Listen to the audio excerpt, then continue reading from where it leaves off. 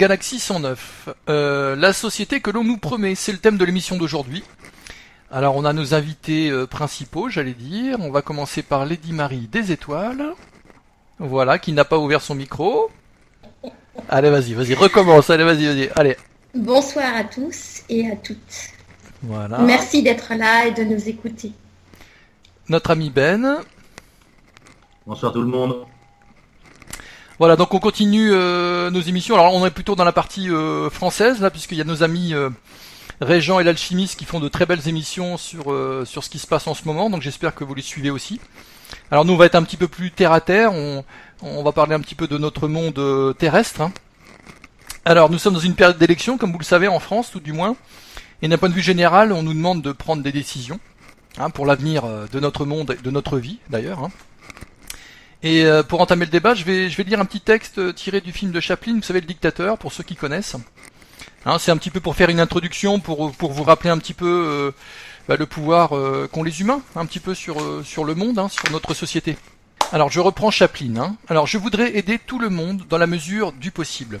Juifs, chrétiens, païens, blancs et noirs. Nous voudrions tous nous aider si nous le pouvions. Les êtres humains sont ainsi faits. Nous voulons donner le bonheur à notre prochain, pas lui donner le malheur. Nous ne voulons pas haïr ni humilier personne. Chacun de nous a sa place et notre terre est bien assez riche. Elle peut nourrir tous les êtres humains. Nous pouvons tous avoir une vie belle et libre, mais nous l'avons oubliée.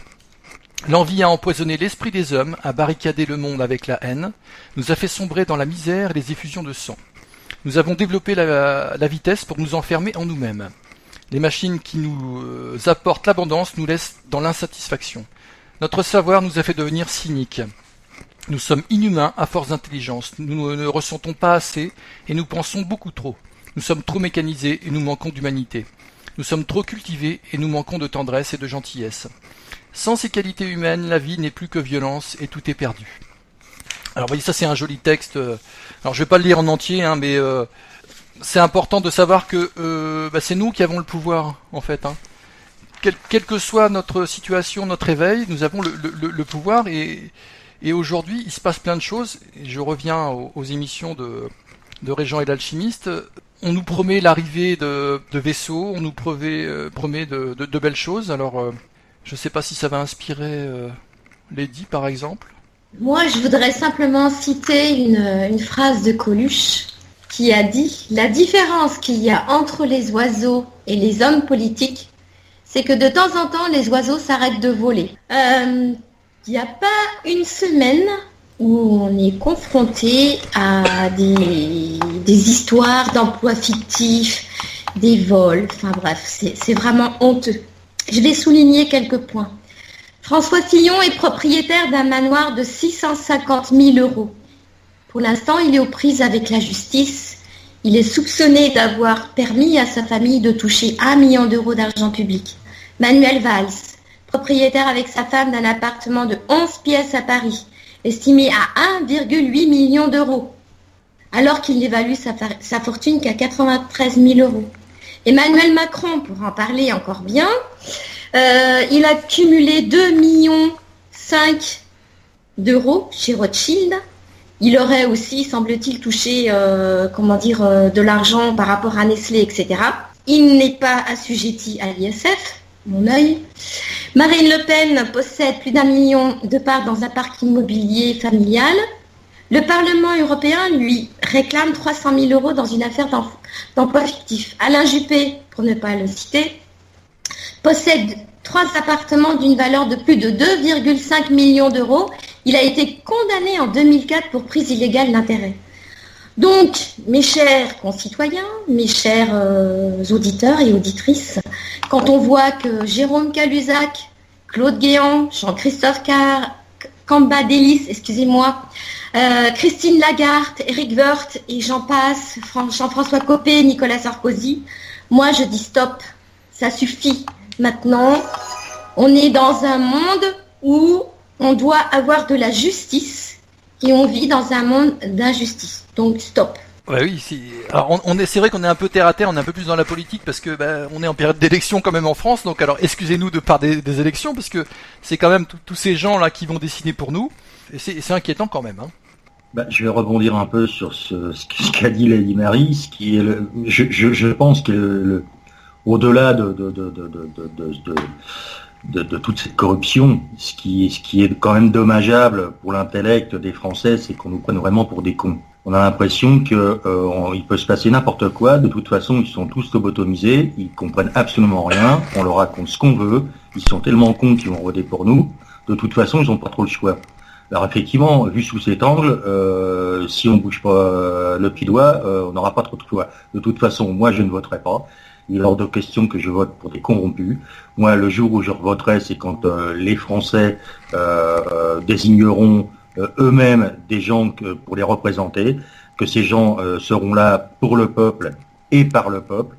Et sinon, je ne revoterai pas. Il est hors de question qu'on prenne les mêmes et que ça recommence. De toute façon, ça ne peut que recommencer puisque la finance est complètement incrustée derrière ces gens, les font vivre et vice-versa d'ailleurs. Quand on sait que c'est eux qui financent les partis politiques, les campagnes électorales aussi, je veux dire, surtout les campagnes électorales, pardon, peu importe le candidat, de toute façon, ils seront gagnants. Donc, à moins de changer effectivement tout le système et qu'il y ait des gens intègres avec des programmes intéressants qui se présentent, mais avec leurs deniers propres et non pas avec ce qui se passe en ce moment, ça ne pourra pas changer. Ça ne pourra pas changer parce que celui qui sera élu sera toujours redevable. À un moment donné, même si c'est une personne qui a des bonnes idées, il ne fera pas des choses bien pour le peuple français, mais il fera des choses bien pour l'intérêt de ses employeurs. C'est tout. Donc voilà, c'était juste mon petit coup de gueule pour l'instant. Je te repasse la parole. Alors preuve il en est, je sais pas si vous avez vu dernièrement, d'ailleurs il y a une émission qui est passée ou qui va passer, ça dépend à quel moment vous écoutez l'émission, où on a invité ces hommes politiques, ceux qui se présentent en tout cas au présidentiel, à rentrer dans une classe avec des élèves qui vont leur poser des questions. C'est-à-dire qu'en fait moi je fais le parallèle très vite en disant écoutez, vous êtes les électeurs et on vous prend pour des enfants. Donc dans l'émission, vous verrez ces enfants qui posent des questions. Pourquoi tu veux devenir président? Pourquoi tu veux faire ci? Pourquoi? Et donc les hommes politiques, ils répondent comme à des enfants. D'ailleurs, ils nous prennent pour des enfants, bien sûr. Vous savez, on n'est que le petit peuple, les descendants. Donc, mais bon, moi je trouve ça dommage parce que on pourrait avoir une belle société et ça gâche tout, quoi. D'ailleurs, tout est fait au niveau des programmes scolaires pour abrutir les nouvelles générations. On retire des choses intéressantes qui pourraient élever le quotient intellectuel de nos chères têtes blondes. Mais non, tout est fait on modifie les choses, on apprend que voilà, c'est mieux pour eux. C'est une question à un moment, faut arrêter de prendre les gens pour les cons. Et encore, là, on parle de politique, mais si les gens savaient que de toute façon, c'est un combat entre l'ombre et la lumière, et que tous ceux qui sont au-dessus de ça, favorisent le corps nu et pas la lumière, ils verraient peut-être ça. Déjà qu'ils voient pas qu'on les prenne pour des cons, ils vont pas voir que c'est le sombre qui est derrière tout ça. Ça, malheureusement, c'est une question d'éveil, et comme l'a dit Sananda, chacun son rythme. Et c'est vrai que j'aimerais que le tempo accélère quand même. Alors justement, ça tombe bien ce que tu dis, Ben, puisque moi je m'intéresse beaucoup en ce moment à la langue des oiseaux pour ceux qui s'y connaissent un petit peu, qui ont un petit peu abordé le sujet. Le français, comme le sanskrit, comme l'hébreu, c'est une langue sacrée, c'est-à-dire qu'en fait qui se rapproche du divin. Et il faut savoir une chose, c'est qu'à partir du moment où on dénature la langue française, volontairement, comme disait Ben, d'une pour abrutir les gens, mais aussi pour les éloigner de la source, du divin. Et en dénaturant tous ces mots, en fait, on vous éloigne, en plus de vous abrutir. Donc c'est ça aussi. Intéressez-vous un petit peu à la langue des oiseaux, vous verrez, c'est très intéressant. Bon, je connais la langue verte, mais on n'en parlera pas ce soir. C'est pas tout à fait la même langue. Non, c'est pas la langue écologique. Je dis ça pour les auditeurs, mais c'est pas le sujet du jour. Je rebondis sur ce sujet-là. Au Moyen-Âge, nous avons un groupe d'hommes qui a créé justement le langage des oiseaux. C'était des alchimistes. Quand on parle d'alchimie, automatiquement, on a le chiffre d'or. qui vient, s'inscrire en lettres d'or, hein, c'est le chiffre pi. Et quand on fait des recherches par rapport au chiffre pi, on va tomber sur les pyramides, on va tomber sur les astres, on va tomber sur plein de choses. Et c'est ce groupe de personnes justement qui ont créé le langage des oiseaux étaient des alchimistes. Ils ont été mis au pilori, traités de sorciers, alors que la magie, c'est pas du tout négatif, au contraire, elle est merveilleuse. Et dans cette magie justement du langage, je vais citer simplement un mot MOTS, et non pas un mot MAUX. Un mot, le mot amour. L'amour, quand on le décortique, A, c'est contre, et mour, donc qui était mort, amore, qui vient du latin, contre la mort. Et ça, quand on fait des recherches par rapport à certains mots, on s'aperçoit que justement, par rapport à ces alchimistes, le langage sacré nous est caché. Et justement, avec toute cette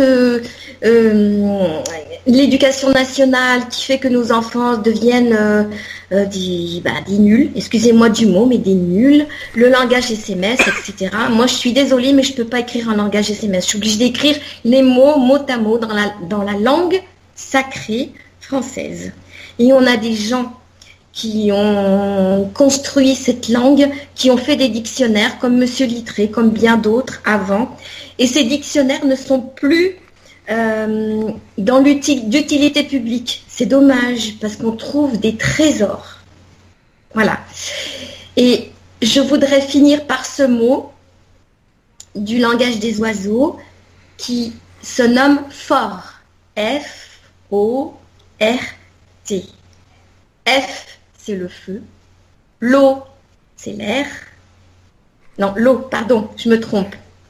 L'eau, c'est... le franc va m'aider parce que j'ai... Alors le O, c'est l'eau, évidemment. Le R, c'est l'air, bien sûr. Et le T, c'est la terre. Voilà. Voilà, donc dans ce mot, on retrouve les 4 éléments qui font... autant en Asie qu'en Europe, etc., les 4 points cardinaux. Voilà. Et je vous laisse sur cette petite pensée-là et que vous cherchiez sur Google. Voilà, par rapport à l'énergie. Fort. F-O-R-T. Merci. Si je peux me permettre juste de rajouter, c'est que le verbe comme la pensée sont très puissants. Les pensées, les mots, toutes vos actions ont une influence sur l'univers, créent une énergie. Et voilà pourquoi les mots, notamment, ont un sens et qu'il faut pas essayer de pas les dénaturer. Et il y a des gens, des alchimistes, qui ont travaillé pour ça, puisque le langage des oiseaux, c'est quand même l'étymologie. Dans l'étymologie, hein, c'est basé sur les hiéroglyphes. Enfin, moi, je vous encourage à faire vos recherches. Vous verrez, c'est très intéressant. Et d'ailleurs, on va peut-être terminer là-dessus. D'ailleurs, les hommes politiques, excuse-moi, le franc. Les hommes politiques prennent ce langage parce que il y a une phrase occulte qui revient souvent, c'est combien je vais toucher. La preuve. Comme quoi. Bon, ben j'espère qu'on vous aura intéressé quand même sur cette émission. On vous aura encouragé à faire de nouveau vos recherches, que ça soit sur la lumière, sur le langage des oiseaux, sur bien d'autres choses. Continuez à nous suivre, à suivre les émissions bien sûr de Galaxie 109, de Table Ronde, de Régent, de l'Alchimiste qui sont toujours là avec nous. Et chacun à notre façon, on va vous dire un petit au revoir, quoi. Voilà, on va commencer par Lady bien sûr. Eh bien, moi, je vous propose de faire vos recherches sur Google et puis de vous faire une idée. C'est pas l'idée de l'autre ni des autres, c'est votre idée. Et les idées forment des pensées et les pensées vous ouvrent le chemin sur la lumière. Je vous remercie de nous avoir écoutés. Je vous embrasse. À bientôt. Mais moi, je vous propose de continuer à nous suivre, ce que vous faites et vous êtes de plus en plus nombreux. Ça nous fait énormément plaisir que les gens s'intéressent à la vérité qui est la nôtre. Je le conçois très bien, mais c'est une participation à l'éveil, le besoin de découvrir autre chose, de s'intéresser à une certaine connaissance, à une recherche une recherche d'autre chose de ce que TF1 nous sort, et pour ne parler que d'eux. Voilà, c'est continuer comme ça. Je vous encourage comme l'a dit Lady Mary, à vous renseigner, à faire vos recherches vous-même, et ne lâchez rien au niveau de la culture, parce que tout est fait pour vous abrutir, que ça soit à l'école, par les médias, et sans parler des hommes politiques. Bisous à tous. Bah écoutez, moi je vais dire aussi au revoir. Bien sûr, on est là surtout pour vous donner à réfléchir, pas pour vous convaincre. Vous êtes assez grands, vous faites vos recherches. Nous, on n'est pas les hommes politiques, on n'est pas la cabane, on vous prend pas pour des enfants. Continuez vos recherches, grandissez avec nous. Voilà, et on vous dit à bientôt.